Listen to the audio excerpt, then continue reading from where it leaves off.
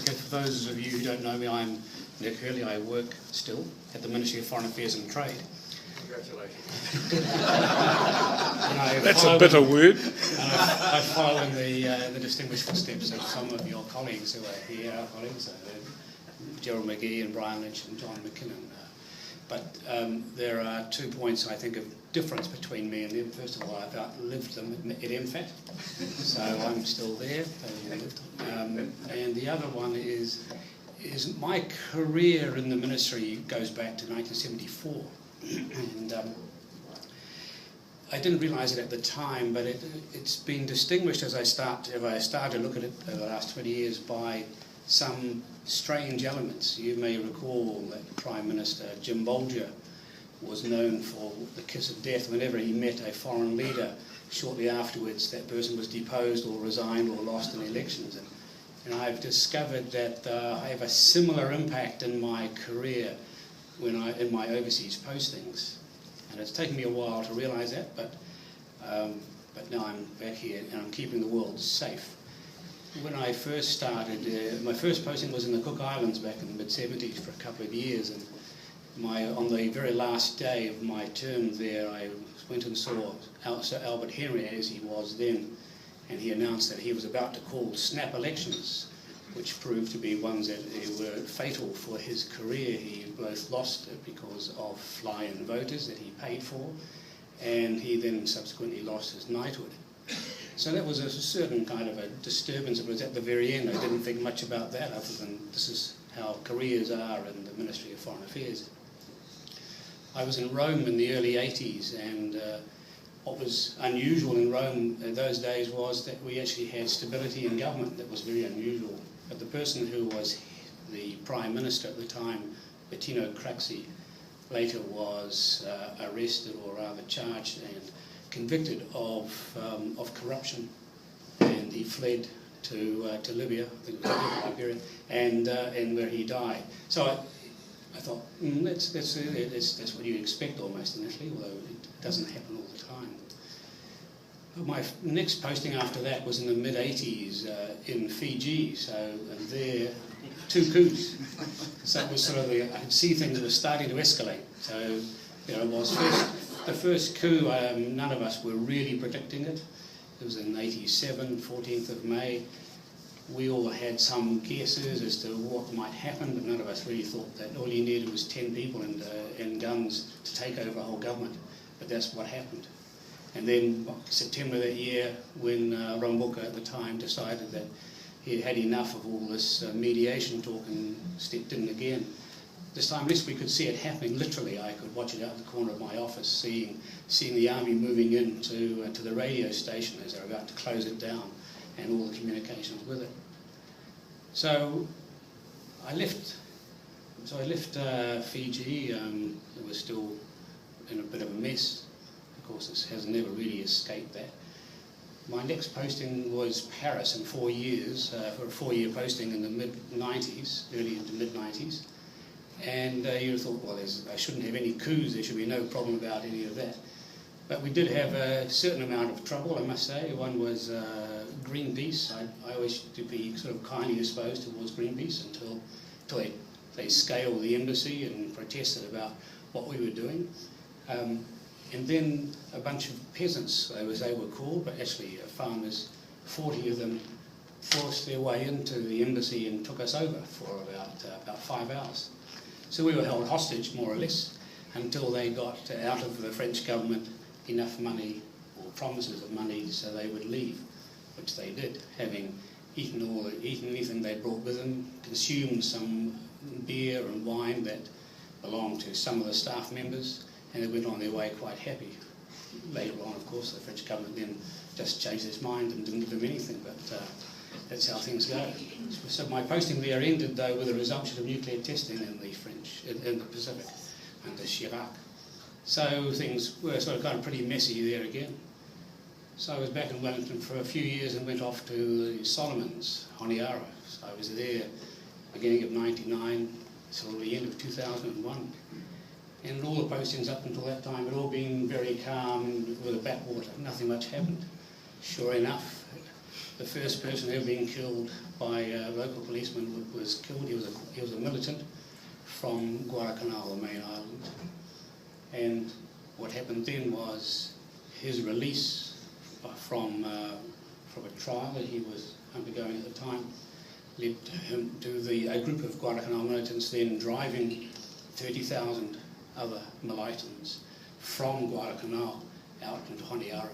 So we actually had Honiara, the main town, surrounded by armed militants, and there were probably around 1,000 of them.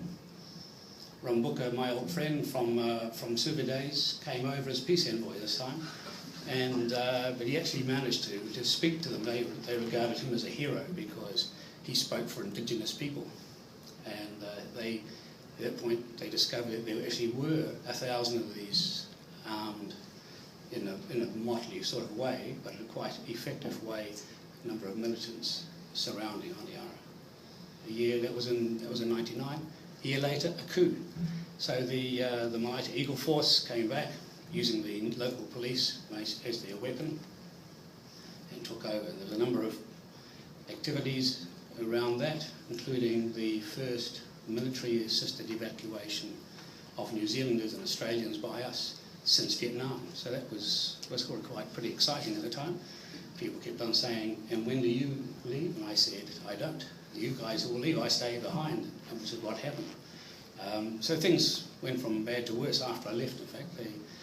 But it was what you could see through was basically the whole economy was taken over by anyone who had a gun. And when I left, after that, it just got worse. Ramsey was formed to try and bring order and security, which it did, but it's still there. What the long-term prognosis is, I wouldn't like to say. So anyway, I stayed back in New Zealand then for about 6 years. I thought, well, so just to keep everything safe, except my old friend who was a contact during the coup in '87 in Fiji, Colonel Bangamarama, decided that, in fact, he wanted to take over the government again in Fiji. So I realised that actually it wasn't completely in my hands to decide on the security and safety of the Pacific. So in 2008, I went to reopen the Consulate General in Brisbane. My then Foreign Minister wanted to expand our economic footprint in Australia. 18 months later, I had to close it because the then and current Foreign Minister decided that they no longer needed it. So opening and closing, I thought, well, that's not quite a coup, but it's not greatly positive either. So I went to Fiji, or at least I went to Samoa after that, and I thought, well, at least we've got the best governed country in the Pacific, no threat of a coup, we're okay. And I reassured the Prime Minister of that. This is the Prime Minister of Samoa, and it would have been all right had it not been for in the last days of our time there. In last December, they had Cyclone Evan, which had terrible destruction. And a number of people died, and it was only a lot of the damage happened only sort of about 500 yards from the High Commission where I worked. So that was more or less the kind of the pattern that I think I'm safe now, Gerald, and I think if I'm safe here, I think the rest of the world is as well.